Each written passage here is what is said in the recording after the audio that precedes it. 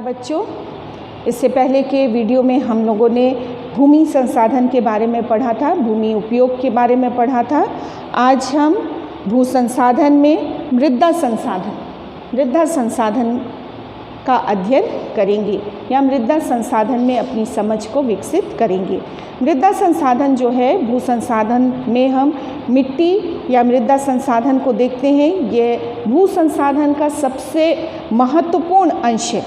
पृथ्वी के धरातल की ये जो ऊपरी परत है, इस परत को मृदा या फिर मिट्टी कहा जाता है। इस परत का निर्माण जो है वो चट्टानों के विघटन के द्वारा होता है।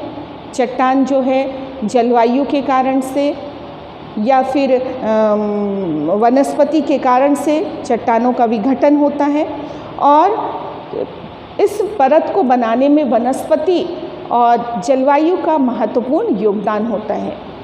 पानी के कारण से, गर्मी के कारण से, सर्दी के कारण से, ठंड के कारण से चट्टान जो है टूटती है, फूटती है बड़े बड़े टुकड़ों में, फिर छोटे टुकड़ों में, फिर छोटे कणों में, महीन कणों में, और उसके बाद उसमें वनस्पति और जीव जंतु मिलकर के काफ़ी समय के बाद, काफ़ी वर्षों के अंतराल ये मिट्टी का निर्माण होता है, मृदा का निर्माण होता है। मृदा को बनने में बहुत लंबा समय लगता है। लंबे समय के बाद ये चट्टानें, जीव जंतु और वनस्पति ये सारे मिल करके ये मिट्टी में परिवर्तित हो जाते हैं या मृदा में परिवर्तित हो जाते हैं। मृदा से वनस्पति का पोषण होता है और अन्य जीव जंतु जो हैं वो प्रत्यक्ष और अप्रत्यक्ष रूप से वनस्पति से अपना भोजन बनाते हैं या मृदा से अप्रत्यक्ष और प्रत्यक्ष रूप से अपना भोजन ग्रहण करते हैं। मृदा न केवल जीवधारियों को भोजन उपलब्ध कराती है, बल्कि इसका उपयोग जो है वो ईंट बनाने के लिए, खपरा बनाने के लिए, या फिर तुम्हारा खिलौना है, मूर्तियाँ हैं, और लिपाई पोताई के लिए ग्रामीण क्षेत्रों में, घरों में लिपाई पोताई के लिए मिट्टी का उपयोग किया जाता है। आप लोगों ने मकान बनते समय जब नींव खोदी जाती है तब, और जब कुआं खुदता है तब भूमि को देखा होगा, ज़मीन को देखा होगा कि ये जो ज़मीन है ये कई परतों में पाई जाती है। भूमि में ये इसकी परतें जो हैं कई तरह की होती हैं और इन परतों को हम कहते हैं मिट्टी की परिच्छेदिका। और परिच्छेदिका के आधार पर ये जो 36 परतें होती हैं इसको हम मिट्टी की परिच्छेदिका कहते हैं। और इस परिच्छेदिका को हम 3 भागों में विभक्त करते हैं। एक तो है जैविक परत, दूसरा है खनिज परत और तीसरा जो है वो है आधारी परत। सबसे पहली जो परत है वो है जैविक परत, जो कि O और A परत से मिलकर के बनी हुई है। ये O और A परत जो है ये सबसे ऊपरी परत है और O परत में ही पेड़ पौधे पाए जाते हैं। पेड़ पौधे पाए जाते हैं, पेड़ पौधे और जीव जंतु के जो अपघटित तत्व होते हैं, इन अपघटित तत्वों के कारण ही ये मिट्टी जो है ये उपजाऊ होती है। इसमें चट्टान के अवशेष तो होते हैं, लेकिन जीव जंतु और वनस्पति के अपघटित तत्व, जिसको कि ह्यूमस कहा जाता है, वो मिट्टी की उर्वरता क्षमता को बढ़ाती है।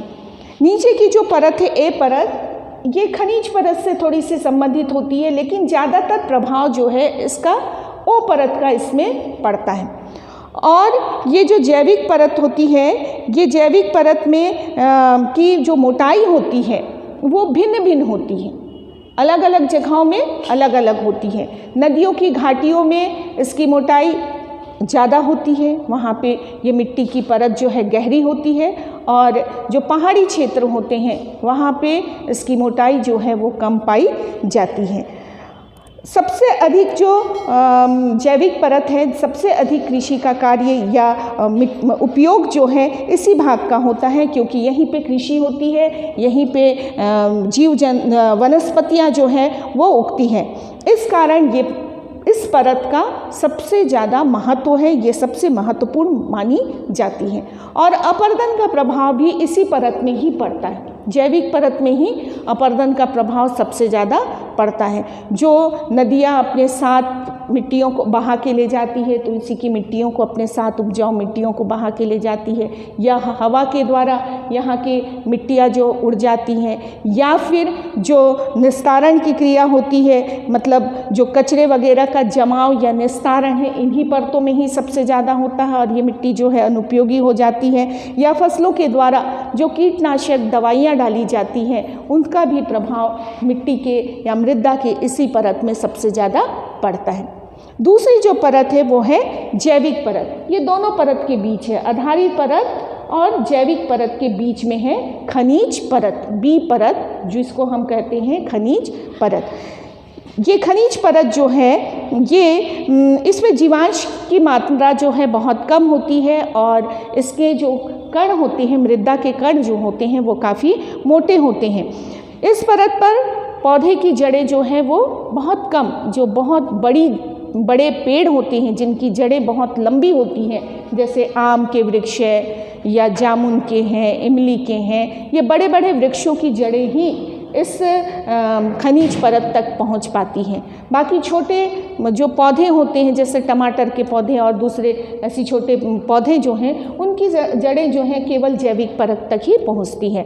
तो यहाँ पे जो बड़ी बड़ी पेड़ होते हैं उनकी जड़ें ही जैविक परत तक पहुंचती है। इसके बाद सबसे निचली जो परत है वो है आधारी परत। आधारी परत दो परतों से मिलकर बनी है, आर और सी। ये आर और सी परत जो है, जिसमें आर परत जो है अपनी मूल अवस्था में है, चट्टान जो है अपनी मूल अवस्था में है, इसी चट्टान के टूटने फूटने से बड़े बड़े विखंडन के द्वारा, बड़े बड़े टुकड़ों के द्वारा ये सी परत का निर्माण होता है। ये दोनों जो हैं वो आधारी परत के अंतर्गत आते हैं। अब हम देखेंगे भारत में मृदा का वितरण। भारत में 6 प्रकार की मिट्टियाँ पाई जाती हैं। भारत में जो हम देखेंगे कि जो मिट्टी का फैलाव है, उस आधार पर हम इसको 6 भागों में विभक्त करते हैं। सबसे पहली जो मिट्टी होती है उसको कहते हैं जलोढ़ मिट्टी। पहली जो मिट्टी है, जो प्रकार है, उसको कहते हैं जलोढ़ मिट्टी, जलोढ़ मृदा। ये जलोढ़ मृदा, जैसे कि नाम से ही हमको लगता है कि जल के द्वारा इस मिट्टी का निर्माण हुआ है। नदियों के द्वारा, जो नदियाँ अपने साथ बहा करके लाती हैं मिट्टियाँ, उनसे जलोढ़ मिट्टी का निर्माण हुआ है। ये बहुत ही उपजाऊ मिट्टी होती है और इस मिट्टी में कृषि का कार्य होता है। जितने भी हमारे भारत में जो नदियाँ हैं, गंगा नदी, यमुना नदी, ब्रह्मपुत्र नदी, सिंधु नदी की सहायक नदियाँ, इन सारे नदियों के द्वारा भारत के उत्तर में उपजाऊ मैदान का निर्माण हुआ है। जलोढ़ मिट्टी से उस मैदान का निर्माण हुआ है, उत्तर भारत का निर्माण हुआ है, उत्तर भारत के मैदान का, और ये कृषि के लिए बहुत ज़्यादा उपयुक्त है, कृषि के लिए बहुत अच्छी मानी जाती है। दूसरी जो मिट्टी है वो कहलाती है लाल पीली मिट्टी। लाल पीली मिट्टी ये हमारे छत्तीसगढ़ में पाई जाती है, लाल पीली मिट्टी। और लाल पीली मिट्टी का निर्माण जो है वो आग्नेय शैलों के द्वारा, लाल रवेदार आग्नेय शैलों के द्वारा इस मिट्टी का निर्माण होता है। और इस मिट्टी में लोहे धातु के प्रसार के कारण इसका रंग जो है लाल होता है, और पीला रंग जो है उसमें जल योजन की क्रिया के कारण से उसका रंग जो है वो पीला हो जाता है। और छत्तीसगढ़ के अधिकांश क्षेत्र में ये लाल पीली मिट्टी पाई जाती है। इसके बाद है काली मिट्टी। काली मिट्टी जो है ये भारत के पश्चिम प्रांत में, पश्चिम प्रांत मतलब महाराष्ट्र है, गुजरात है, मध्य प्रदेश का पश्चिमी क्षेत्र है, इन सब क्षेत्रों में काली मिट्टी पाई जाती है, जिसका रंग जो है काला होता है। और ये मिट्टी जो है ज्वालामुखी के द्वारा, ज्वालामुखी के निकले हुए लावे के द्वारा इस मिट्टी का निर्माण होता है, काली मिट्टी का। और इसको काली मिट्टी या कपासी मिट्टी भी कहा जाता है, लावा युक्त मिट्टी भी इसको कहते हैं। ये मिट्टी में मिट्टी के कण जो होते हैं वो बहुत महीन होते हैं और इसमें नमी धारण करने की क्षमता बहुत अधिक होती है। कपास की खेती इस मिट्टी में सबसे अधिक होती है, इसलिए इस मिट्टी को कहा जाता है कपासी मिट्टी भी। इसके बाद तीसरा जो है, चौथा जो है वो है काली मिट्टी के बाद, काली मिट्टी तीसरा, और उसके बाद चौथा जो है वो कहलाता है लैटेराइट मिट्टी। चौथा जो है वो लेटेराइट मिट्टी।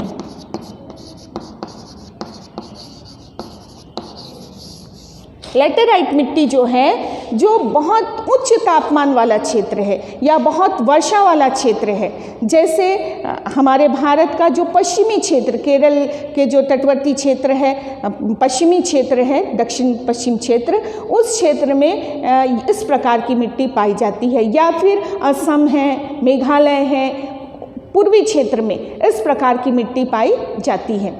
ये लेटेराइट मिट्टी है। यहाँ पे बहुत अधिक तापमान के कारण या बहुत अधिक वर्षा के कारण मिट्टी का निक्षालन हो जाता है, मतलब मिट्टी की जो उर्वरक तत्व है बहुत अधिक वर्षा के कारण वो पानी के साथ बह जाती है या वर्षा के साथ वो धरातल के अंदर पहुँच जाती है, जिसमें उपजाऊ क्षमता जो है वो कम हो जाती है और उर्वरक वगैरह डाल करके इसमें खेती का कार्य किया जाता है। इसके बाद है मरुस्थलीय मिट्टी।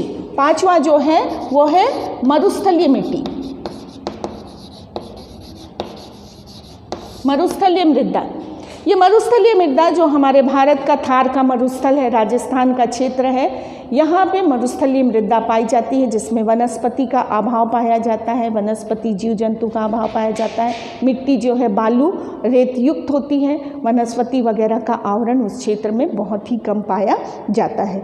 और छठवीं जो मृदा है वो है पर्वतीय मृदा। पर्वतीय मृदा हिमाचल क्षेत्र में ऊंचाई के साथ पर्वतीय मृदा पाई जाती है और हिमालय पर्वतीय क्षेत्र में, उत्तरी जो हमारे भारत का पर्वतीय क्षेत्र है पूरा पूर्व से लेकर पश्चिम तक, उसके ऊपरी भाग में ये पर्वतीय मृदा पाई जाती है। इसके बाद बेटा बच्चों हम लोग भू निम्नीकरण और संरक्षण और भू अधिग्रहण अधिनियम 2013 इसका अध्ययन जो है वो हम नेक्स्ट वीडियो में, आने वाले वीडियो में हम उसका अध्ययन करेंगे। तब तक के लिए नमस्कार, जय हिंद।